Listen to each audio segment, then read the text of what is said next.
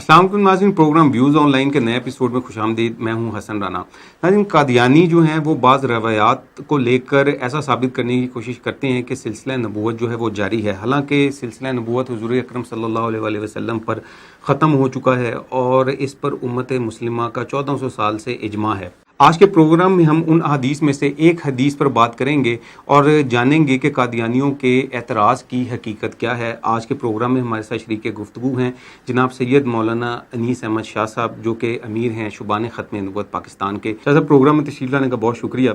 शाह साहब, ये बताइए कि कादियानी जो हैं एक हदीस को लेके बहुत एतराज़ करते हैं, और बल्कि एतराज़ क्या करते हैं, वो इजराए नबूवत को साबित करने की कोशिश करते हैं कि जिसमें हुज़ूर अकरम सल्लल्लाहु अलैहि वसल्लम ने फरमाया कि अगर हज़रत इब्राहीम जो कि हुज़ूर सल्लल्लाहु अलैहि वसल्लम के बेटे थे, अगर वो ज़िंदा होते तो वो नबी होते। जी बिल्कुल, ये रिवायत बयान करते हैं कादियानी। तो असल में मसला ये है कि कादियानी जो है अवाम वो मुरब्बियों की अंधी मुकल्लिद है, और मुरब्बी जो है वो पॉकेट बुक वाला अब्दुर्रहमान खादिम जो है वो उसकी अंधी मुकल्लिद है। वो अब्दुर्रहमान खादिम अपनी किताब के अंदर जो लिख के चला गया वो सही लिखा, गलत लिखा, उसने झूठ लिखा, अपने पास से लिखा, तो मुरब्बी जो है उसको उसके पीछे चल रहा है। और असल में मसला ये है कि उनकी बेचारों की मजबूरी भी है, क्योंकि ज़ाहिरी बात है कि वो ये मिर्ज़ा फैमिली के बेचारे वो ज़र ख़रीद एक तरह के ग़ुलाम हैं और उनको उसकी तनख्वाहें मिलती हैं। तो क्या कहते हैं, उसके वास्ते उनको कोशिश और मेहनत तो करनी पड़ेगी कि किसी तरीके से वो अपनी आवाम को धोखे के अंदर रख सके। तो ये रिवायत जो है मैं आपके सामने पढ़ देता हूँ। ये हज़रत इब्न अब्बास रज़ी अल्लाह अन्हु से है, इब्न माजा की रिवायत है। लम्मा माता इब्राहीम इब्न रसूलिल्लाह सल्लल्लाहु अलैहि वसल्लम सल्ला रसूलुल्लाह सल्लल्लाहु अलैहि वसल्लम वक़ाल इन्न लहू मुर्ज़ियतन फ़िल जन्नति वलौ आशा लकान सिद्दीक़न नबिय्या। ये रिवायत है, इसका तर्जुमा यह है कि जब नबी पाक सल्लल्लाहु अलैहि वसल्लम के साहिबज़ादे हज़रत इब्राहीम रज़ी अल्लाह ताला अन्हु उनके इंतकाल हुआ, आप सल्लल्लाहु अलैहि वसल्लम की नमाज़ जनाज़ा पढ़ाई और फरमाया कि अल्लाह ताला ने जन्नत के अंदर उनके लिए एक दूध पिलाने वाले का इंतज़ाम कर दिया, और फरमाया कि अगर वो ज़िंदा होते तो अल्लाह के सच्चे नबी होते। तो अब इससे पॉकेट बुक वाले ने लिखे जी इम्कान नबूवत साबित होता है, लिहाजा नबूवत जारी है। ठीक है जी। तो सबसे पहले हम ये देखेंगे कि इस रिवायत की सेहत का क्या हाल है, कि ये रिवायत सही है, इसके रावी सिका हैं या ज़ईफ़ है रिवायत। इससे पहले मैं ये बात करना चाहूँगा कि देखिए, नबुव्वत और रिसालत एक मरकज़ी अक़ीदा है। अल्लाह रब्बुल इज़्ज़त ने कुरान पाक के अंदर 3 मरकज़ी अक़ायद बयान किए हैं, एक तौहीद, रिसालत, क़यामत। यानी रिसालत जो है ये मरकज़ी अक़ायद में से एक अक़ीदा है, और जो अक़ायद होते हैं वो ज़ईफ़ रिवायात से साबित नहीं हुआ करते, उसके लिए सही मुतवातिर रिवायात होती हैं, ज़ईफ़ रिवायात से साबित नहीं हुआ करते। लेकिन कादियानी की तरतीब ये है कि उनको अपने मिजाज की कोई बात मिल जाए, वो किसी की भी हो, उसको इससे कोई लेना देना नहीं है। वो हदीस पाक हो, ज़ईफ़ हो, मौजू हो, मनगढ़ंत हो, वो हत्ता कि यहूदी की बात हो, वो ईसाई की बात हो, या किसी भी आदमी की बात हो। मिर्ज़ा कादनी का अपना मिजाज ये था कि उसकी तरतीब कि जो बात उसको अपने मिजाज के मुताबिक मिल जाती तो उसके बारे में ज़मीन व आसमान के खिलाफ मिला देता, चाहे वो बंदा काफिर क्यों ना, उसके खिलाफ हो तो सही हदीस को भी नहीं मानता, सही यानी वो बुखारी को भी रद्द कर देता, नाउज़ुबिल्लाह। उसकी तरतीब ये थी मिर्ज़ा कादियानी की। तो अब हम इस पर बात करते हैं कि इस रिवायत की सेहत का क्या हाल है। तो सबसे पहले कि ये रिवायत जो है, इब्न माजा का हाशिया लिखा है शाह अब्दुल गनी मुजद्दिदी रहमहुल्लाह ताला ने इंजाउल हाजा के नाम से। उसके अंदर वो क्या लिखते हैं, वक़द तकल्लम बाज़ुन नास फ़ी सिहति हाज़ल हदीस कमा ज़कर सैयद जमालुद्दीन अल मुहद्दिस फ़ी रौज़तिल अहबाब। वो क्या कहते हैं कि इसके अंदर, इस रिवायत की सेहत के अंदर मुहद्दिसीन को कलाम है, यानी इस पर एतराज़ किया जाता है। इसी तरीके से इमाम नववी रहमहुल्लाह ताला वो तहज़ीबुल अस्माई वल लुगात के अंदर फरमाते हैं, क़ाल नववी फ़ी तहज़ीबी हाज़ल हदीस बातिलुन व जसारतुन अलल कलामिल मग़ीबात व मुजाज़फ़तुन व हुजूमुन अला अज़ीमिन। कि वो क्या फरमाते हैं कि ये हदीस बातिल है, गैब की बातों पर जसारत है और एक बेतुकी सी बात है। ठीक है। इसी तरीके से मदारिजुन नबुव्वा, ये शेख अब्दुल हक देहलवी रहमहुल्लाह ताला वो इसके बारे में क्या लिखते हैं, वो फरमाते हैं कि ये हदीस सेहत को नहीं पहुँचती, इसका कोई एतबार नहीं है। इसके अंदर एक रावी है जिनका नाम है अबू शैबा इब्राहीम बिन उस्मान। इस रावी के बारे में कहा गया कि ये रावी ज़ईफ़ है, اور ایک بندے نے نہیں، کسی ایک امام حدیث نے نہیں کہا، بلکہ بہت سے ائمہ حدیث نے، محدثین نے اس کے بارے میں کیا فرمایا؟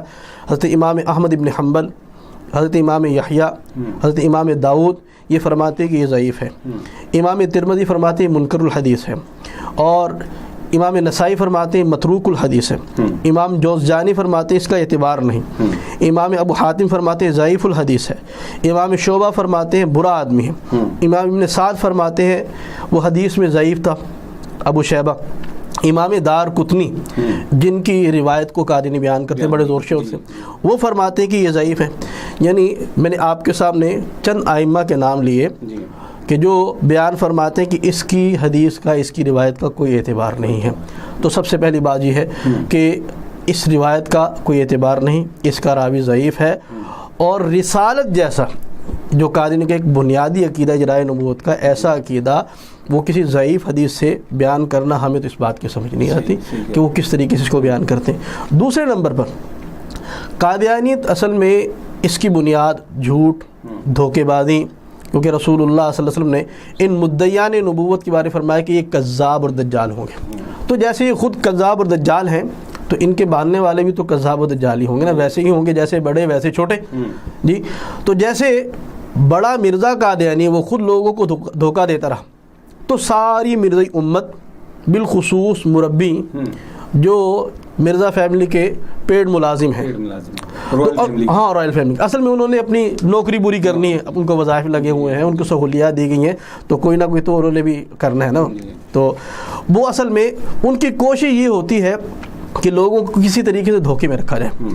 دیکھیے ابن ماجہ کی یہ روایت بیان کی انہوں نے، اس سے پہلے اس باب کی جو سب سے پہلی روایت ہے ابن ماجہ کی، وہ صحیح حدیث ہے، اور اس کا مضمون بھی یہی ہے کہ اس کے اندر حضرت ابراہیم رضی اللہ تعالیٰ عنہ نبی پاک صلی اللہ علیہ وسلم کے صاحبزادے، ان کی وفات کا ذکر ہے، وہ حدیث صحیح ہے، اور وہ حدیث جو ہے وہ امام بخاری رحمہ اللہ تعالیٰ نے بھی اپنی صحیح کے اندر اس کو بیان فرمایا، اس کو لکھا، لے کر آئے ہیں اس کو، لیکن قادیانی اس روایت کو بیان نہیں کرتا، ضعیف روایت کو کیوں بیان کرتا ہے؟ وہ صحیح جو روایت ہے میں آپ کے سامنے بیان کرتا ہوں۔ اسماعیل وہ فرماتے ہیں قلت لعبداللہ ابن ابی اوفا رضی اللہ تعالیٰ عنہ رأیت ابراہیم ابن رسول اللہ صلی اللہ علیہ وسلم قال مات وهو صغیر ولو قضی ان یکون بعد محمد صلی اللہ علیہ وسلم نبی لعاش ابنہ ابراہیم ولکن لا نبی بعدہ۔ یہ اس کے اندر ابن ماجہ کے اندر بھی روایت موجود ہے، یہ بخاری کے اندر بھی یہ روایت موجود ہے، اور یہ روایت ٹھیک ہے۔ اس کا معنی کیا ہے کہ حضرت اسماعیل فرماتے ہیں کہ میں نے ابن ابی اوفا رضی اللہ عنہ سے پوچھا کہ کیا آپ نے نبی پاک صلی اللہ علیہ وسلم کے صاحبزادے حضرت ابراہیم رضی اللہ تعالیٰ عنہ ان کی زیارت کی تھی، ان کو دیکھا تھا؟ تو انہوں نے آگے سے فرمایا کہ وہ چھوٹی عمر کے اندر وفات پا گئے تھے، اور فرمایا کہ اگر اللہ تعالیٰ کو یہ منظور ہوتا کہ محمد صلی اللہ علیہ وسلم کے بعد کوئی نبی ہوتے، کسی کو نبوت عطا کرنی ہوتی، لعاش ابنہ ابراہیم، تو آپ صلی اللہ علیہ وسلم کے بیٹے، آپ کے صاحبزادے ابراہیم رضی اللہ تعالیٰ عنہ زندہ ہوتے۔ لیکن آج کیا فرمایا؟ وَلَٰكِن لَا نَبِيَّ بَعْدَهُ، لیکن آپ صلی اللہ علیہ وسلم کے بعد کوئی نبی نہیں۔ ہم نے پچھلے پروگرام کے اندر اس کو بیان بھی کیا، لا نبی بعدہ کو، کہ لا نبی بعدہ کا معنی کیا ہے، لا نبی بعدی کا معنی کیا ہے، ہم نے بیان کر دیا۔ وہی بات یہاں پر بھی آ گئی۔ اب قادیانی وہ روایت جو ضعیف ہے وہ تو بیان کرتا ہے، اور اس کے اوپر بڑا شور و غوغا کرتا ہے، اور ایسے کرتا ہے کہ جیسے پتہ نہیں کتنا بڑا تیر مار لیا، اور لوگوں کی آنکھوں میں دھول جھونکنے کی کوشش کرتے ہیں، جی اس سے ثابت ہوتا ہے کہ نبوت جاری ہو چکی۔ ٹھیک ہے، اس کو تو بیان کیا، لیکن جو روایت امام بخاری نے لکھی وہ کیوں نہیں لے کر کے آئے؟ اس کو پاکٹ بک میں نہیں بیان کیا، اس کو پاکٹ بک میں بیان نہیں کیا، کیوں نہیں بیان کیا؟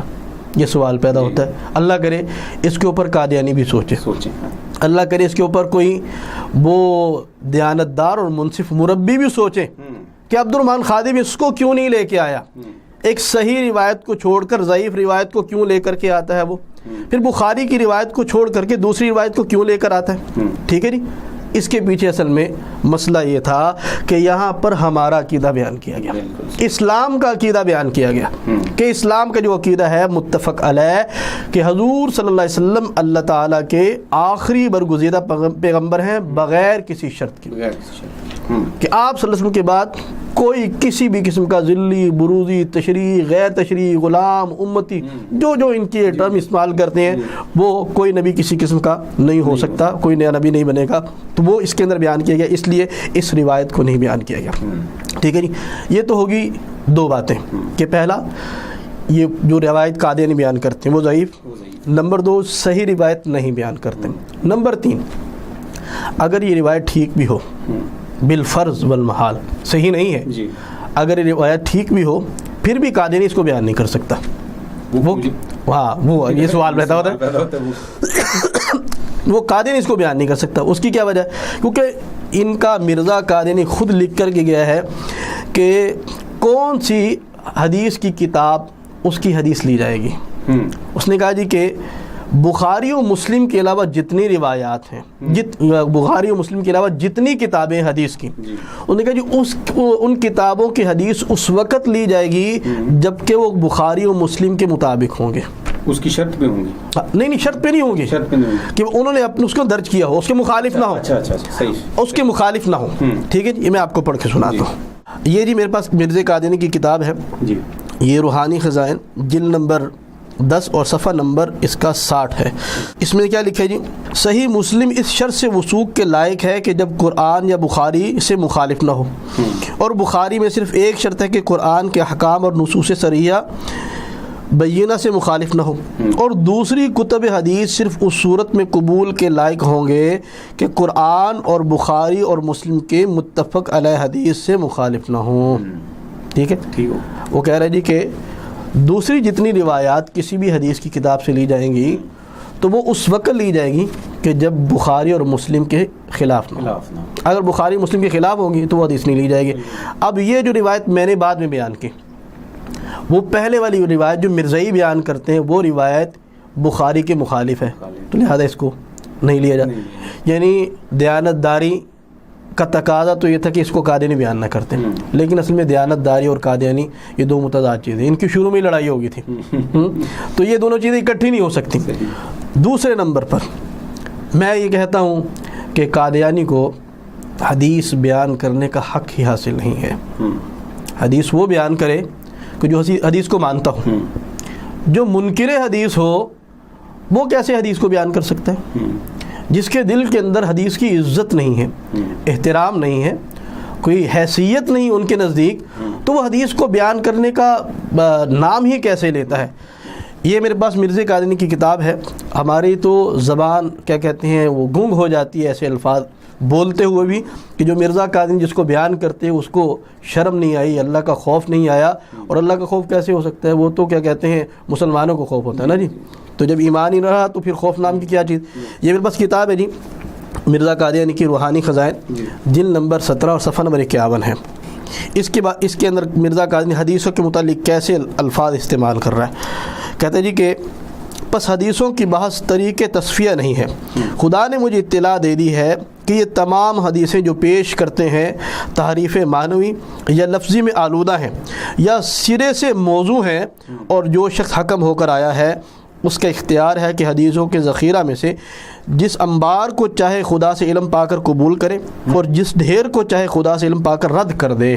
نعوذ باللہ. اپنے بارے میں یہ کہہ رہا ہے، اپنے بارے میں مجھے اختیار ہے کہ میں جون سی مرضی حدیث ہے اس کو اختیار کر لوں، جس کو مرضی رد کر دوں، جس کو مرضی رد کر دوں، اس کا اپنا اصول اپنا ایک اصول ہے اس کا. یہ دیکھیں نا کہ اب وہ حکم سے مراد میں اس کی بات کر دیتا ہوں کہ وہ عیسیٰ علیہ السلام کے بارے میں لفظ استعمال نہ کہ وہ حکم عدالہ کے حاکم بن کے عادل بن کے آئیں گے. تو کہتے ہیں حکم کا مطلب یہ ہے کہ وہ حدیثوں میں سے جس کو چاہے ختم کر دے، رد کر دے، جس کو چاہے قبول کر لے. یعنی حالانکہ کسی محدث نے اس کا یہ معنی بیان نہیں کیا، کسی محدث نے معنی نہیں، یہ مرزا قادیانی کا اپنا من گھڑت معنی ہے جی.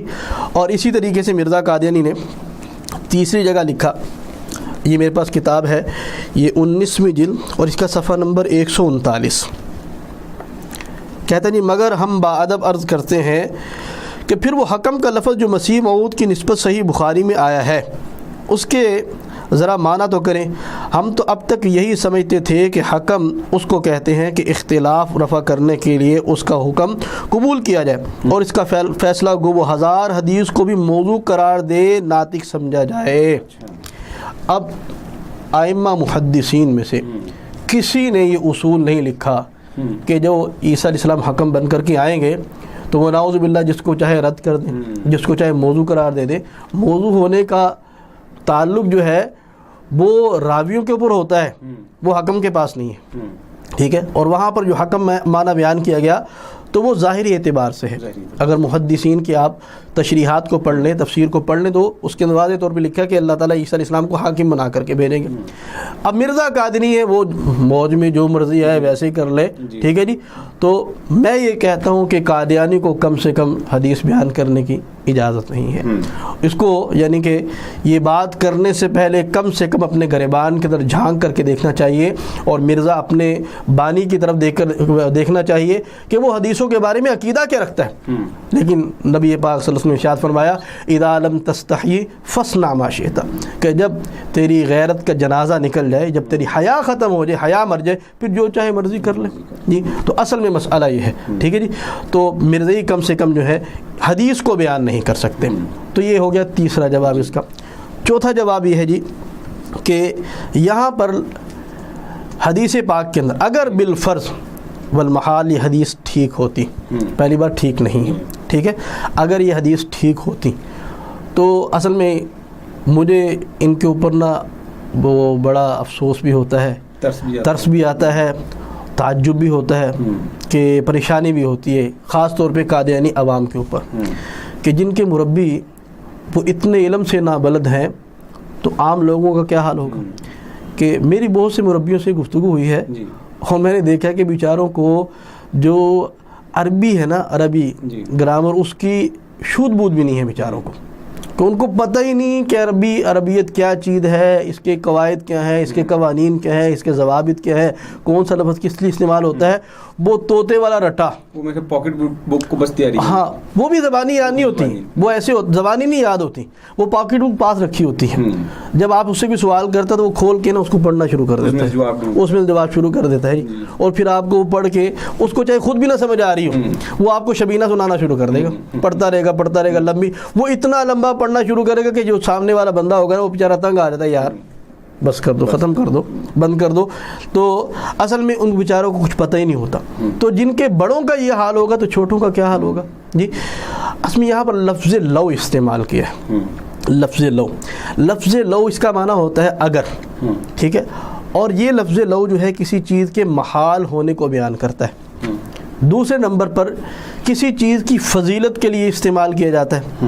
میں مثال سے عرض کرتا ہوں، اللہ پاک قرآن میں فرما رہے ہیں لو کان فیہما آلہۃ الا اللہ لفسدتا، اگر زمین و آسمان کے اندر اللہ کے علاوہ اور بھی الہ ہوتے تو اس کے اندر فساد برپا ہو جاتا. ٹھیک ہے، تو کیا مطلب کہ زمین و آسمان کے اندر اللہ کے علاوہ کوئی اور الہ نہیں ہو سکتا، یعنی یہ چیز کیا ہے، محال ہے، ناممکن ہے. ٹھیک، یا کسی کی اہمیت کو بیان کرنے کے لیے، جیسا کہ یہی اسی طرح کی حدیث حضرت عمر فاروق رضی اللہ عنہ کے بارے میں رسول اللہ صلی اللہ علیہ وسلم نے ارشاد فرمائی.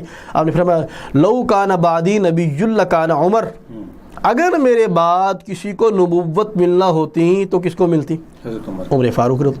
تو اگر اس لو عاشا ابراہیم لکان صدیق النبیہ، اس روایت سے امکان نبوت ثابت ہو چکا اور مرزے کی نبوت بھی ثابت ہو گئی. تو لو کانا بعدی نبی اللہ کانا عمر، کیا اس سے عمر فاروق رضی اللہ عنہ نبوت ثابت نہیں ہوتی؟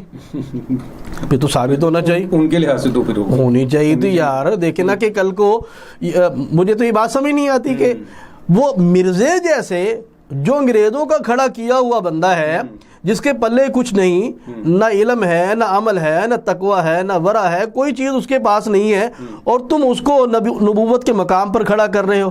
اور عمر فاروق رضی اللہ عنہ جیسے جلیل القدر صحابی، جن کے بارے میں رسول اللہ صلی اللہ علیہ وسلم فرمایا کہ عمر تو جہاں سے چلتا ہے شیطان رستہ چھوڑ کے بھاگ جاتا ہے. کیسا تقوی عمر فاروق رضی، ان کو تو نبوت نہیں ملتی.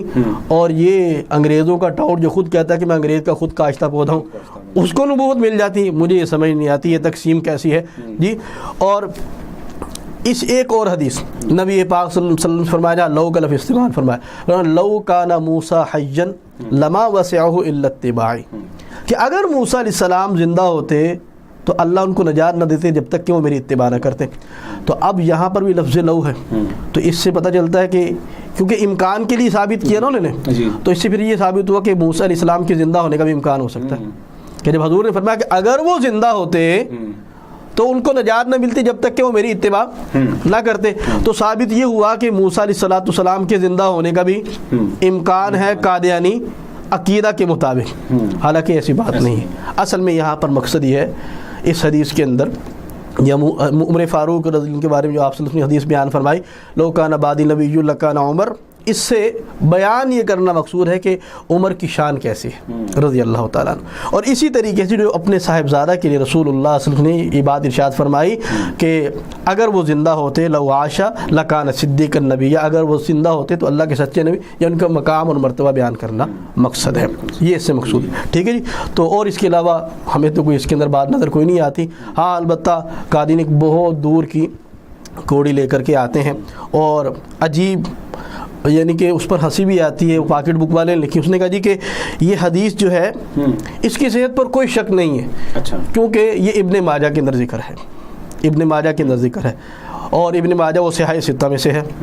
تو اور اس کی بات کا خود رد مرزا قادری لکھ کے جا چکے ہیں، جیسا کہ میں نے آپ کو پہلے بیان کر دیا کہ وہ کہتا ہے جی کہ جو روایت بخاری اور مسلم کے مطابق نہیں ہوگی وہ صحیح نہیں ہے. اور یہ کہہ رہے چونکہ ابن ماجہ میں ہے تو اس لیے یہ روایت کیا ہے، صحیح ہے. اس کی علمیت کا بھی آپ کو اس سے اندازہ ہو جائے گا. اور اسی طرح اس نے لکھا جی کہ ملا علی قاری اور شہاب بیضاوی رحمہ اللہ تعالیٰ نے اس کے بارے میں فرمایا کہ یہ روایت ٹھیک ہے. ٹھیک ہے جی. تو اصل میں مسئلہ یہ ہے کہ ملا علی قاری رحمہ اللہ تعالیٰ اور شہاب بیضاوی یہ دونوں نقاد نہیں ہیں. نقاد کا مطلب یہ ہے کہ جرح و تعدیل کے اندر جو مقام میں نے دوسرے ائمہ حدیث کا بیان کیا وہ ان کا نہیں ہے. ٹھیک ہے. اور پھر ملا علی قادری کی ترتیب یہی ہے کہ وہ ایک چیز لے لیتے ہیں دوسری چیز نہیں لیتے. میں اپنے ناظرین کو ایک بات عرض کرنا چاہوں گا کہ یہ اصول اپنے ذہنوں کے اندر رکھیں کہ قادری جب کوئی عبارت پیش کرے، وہ آیت پیش کرتا ہے، وہ حدیث پیش کرتا ہے، کسی بزرگان دین میں سے کسی کا قول پیش کرتا ہے، تو خدا را اس سے فوٹو کاپی نہ لیں. وہ کیا کرتا ہے، وہ پاکٹ بک کی فوٹو کاپی کروا کے کہتا ہے یہ دیکھو لکھا ہوا ہے. وہ لکھا ہی تمہارا خود ہے. اصل کتاب لیں، اصل کتاب کو آگے اور پیچھے سے پڑھ لیں، آپ کو جواب وہیں سے مل جائے گا. اب جیسے اس نے روایت بیان کی ابن ماجہ کی، اگر آپ پیچھے سے پڑھ لیتے تو آپ کو صحیح روایت مل جاتی، لیکن اس کے اندر ڈھول کا پول کھل جاتا. تو اس لیے قادیانی وہ اس کو بیان نہیں کرتا. ٹھیک ہے جی. تو میں اپنے ناظرین سے گزارش کروں گا کہ جب بھی قادیانی بلکہ کوئی بھی باطل جب کوئی عبارت پیش کرتا ہے تو اس کا حل یہ ہوتا ہے کہ اس کو آگے پیچھے سے پڑھ لیں، آپ کو وہیں سے جواب مل جائے گا. ٹھیک ہے. اب ملا علی قاری رحمہ اللہ تعالیٰ جو میں نے کہا کہ ملا علی قاری نے ان کی تصدیق کی، اس کو صحیح کہا ہے، لیکن ملا علی قاری رحمہ اللہ کی دوسری عبارت نہیں پیش کی. وہ کیا لکھتے ہیں، وہ فرماتے ہیں لا یخفا ان الجرح مقدم علی التعدیل کما فی النخبۃ فلا يدفع تصحیح بعض المحدثین. وہ کہتے ہیں کہ جرح و تعدیل کی، جرح کہتے ہیں کہ کسی پر اعتراض وغیرہ کرنا، کسی کی صحت پر بات کرنا، اور تعدیل کسی کو کہنا کہ یہ ٹھیک ہے بندہ. ٹھیک ہے. تو وہ کہتے ہیں جرح و تعدیل کے اندر جو مقدم ہوگی وہ جرح ہوگی. اگر ایک بندے نے کسی کے بارے میں کہہ دیا کہ یہ ٹھیک ہے اور ایک بندے نے کہہ دیا، یہ چند لوگوں نے کہہ دیا یہ ٹھیک نہیں ہے، تو وہ کہتے ہیں کہ جرح کو لیا جائے گا، تعدیل کو نہیں لیا جائے گا. اب جس کے بارے میں بہت سے محدثین نے بات کی ہو اور ایک بندہ کہتا ہے ٹھیک ہے، تو کس کی بات کو لیا جائے گا؟ جو زیادہ کہہ رہے ہیں. یہ تو ایک سیدھی سی کھلی بات ہے. تو یہ سمجھ آنے والی بات ہے. تو بہرحال گزارش یہ کرنا چاہتا ہوں، اس حدیث کے اندر، اس حدیث سے نبوت کے اجراء کا عقیدہ ثابت ہونا بہت بڑی بات ہے، بہت بڑی بات ہے. ضعیف حدیث سے تو کوئی چھوٹا عقیدہ بھی ثابت نہیں ہو سکتا. ٹھیک ہے جی. تو قادیانی اس سے وہ کیا کہتے ہیں، اجراء نبوت کو ثابت کرنا چاہتے ہیں. اس حدیث کی صحت ٹھیک نہیں ہے، اور اس سے اجراء نبوت قطعاً ثابت نہیں ہوتی، بلکہ دوسری احادیث سے یہ بات ثابت ہوتی ہے کہ آپ صلی اللہ علیہ وسلم پر نبوت ختم ہو چکی، جیسا کہ وہ ابن ماجہ ہی کی پہلی روایت ہے اور بخاری شریف کی روایات. اور اس کے علاوہ ہم نے بہت سی احادیث بیان کی پہلے بھی، جس کے سے بالکل واضح طور پہ ثابت ہوتا ہے کہ آپ صلی اللہ علیہ وسلم اللہ تعالیٰ کے آخری نبی ہیں. آپ صلی اللہ علیہ وسلم کے بعد کسی کو نبوت نہیں عطا کی جائے گی. بس اللہ تعالیٰ ہم سب کو سمجھ عطا فرمائے. ہم تو قادیانیوں کے لیے بھی دعا کرتے ہیں کہ اللہ تعالیٰ ان کو عقل سلیم عطا فرمائے، اللہ تعالیٰ ان کو سیدھا رستہ دیکھنے کی توفیق عطا فرمائے. بات تو بالکل واضح ہے، لیکن اللہ کا ایک قانون ہے کہ انک لا تہدی من احببت ولکن اللہ یہدی من یشاء، کہ اللہ فرماتے ہیں کہ ہدایت کیا کہتے ہیں وہ اللہ ہی کے ہاتھ کے اندر ہے. اور اللہ کے یہ قاعدہ ہے کہ ہدایت اللہ ان لوگوں کو دیتے ہیں جو طالب ہوتے ہیں، جو طالب نہیں ہوتے اللہ تعالیٰ ان کو ہدایت نہیں دیتے۔ ہدایت تو بہت بڑی چیز ہے، اللہ تعالیٰ کے خزانوں کے اندر سب سے قیمتی چیز جو ہے وہ ہدایت ہے، یہ طلب کے ساتھ ملتی ہے۔ بلکہ میں قادیانیوں سے بھی کہنا چاہتا ہوں کہ قادیانی صرف مرزا قادیانی کی کتابیں وہ خالی اس ذہنوں کے پڑھ لیں تو ان کو پتہ چلے گا، بالکل واضح ہو جائے گا کہ مرزا قادیانی کتنا بڑا گستاخ رسول تھا، یہ کتنا بڑا گستاخ خدا تھا، جو احادیث کے بارے میں، رسول اللہ صلی اللہ علیہ وسلم کی ذات پاک کے بارے میں، اللہ تعالیٰ کے بارے میں، اور اس کے علاوہ اکابرین امت بزرگان دین کے بارے میں ایسی گندی اور رف زبان استعمال کرتا ہے تو وہ بندہ شریف انسان نہیں ہو سکتا، چاہے جائے کہ تم اس کو مسیح اور مہدی اور نبی بنا کے بیٹھو۔ اللہ تعالیٰ ہم سب کو توفیق عطا فرمائے کہ ہم سیدھے راستے پر چلیں۔ آخر دعوانا الحمدللہ رب العالمین۔ جی شاہ صاحب کا بہت شکریہ ہمارے پروگرام میں تشریف لائے۔ ناظرین یہ تھا آج کا ہمارا پروگرام، امید ہے کہ آپ کو پسند آیا ہوگا۔ اسی طرح کے مزید مفید پروگرام دیکھنے کے لیے آپ ہمارا ختم نور ٹی وی کا یوٹیوب چینل سبسکرائب کیجئے اور بیل کے بٹن کو دبانا نہ بھولیے تاکہ آپ کو ہمارے جو نئے پروگرامز ہیں ان کی اپڈیٹس ملتی رہیں۔ ناظرین پروگرام ویوز آن لائن کے ساتھ حسن رانا کو اجازت دیجیے، نیکسٹ پروگرام میں پھر ملیں گے۔ اللہ حافظ۔